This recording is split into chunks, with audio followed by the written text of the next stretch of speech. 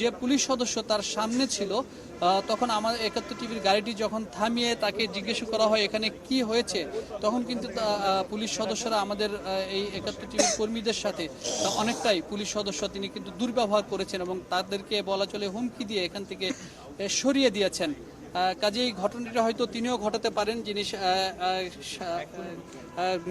নিহতর সামনে যিনি ছিলেন তিনিও ঘটাতে পারেন, অথবা অন্য কেউ ঘটাতে পারে। এটি পুরোটাই আসলে তদন্তের ব্যাপার, তদন্ত সাপেক্ষে বলা যাবে যে এই ঘটনাটিকে ঘটিয়েছে কারা ঘটিয়েছে। সবকিছু মিলে এখন পর্যন্ত রহস্যজনক আমরা বলতেই পারি, কারণ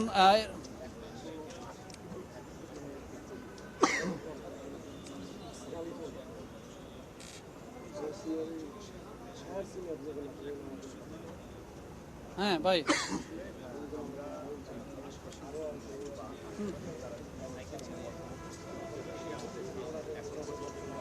ওখানে সবাই পুলিশের সব সদস্য রয়েছে, মরদেহটা এখানে পড়ে আছে। এখন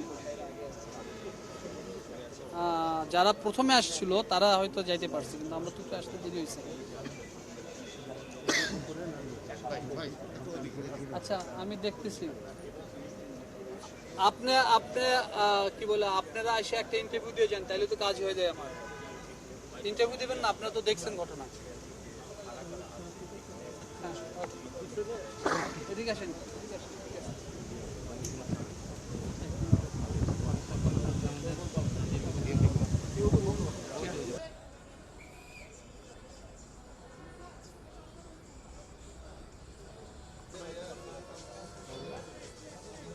প্লিজ ভাই পরে ভাইজান নেবেন দেখাচ্ছি না, এমনি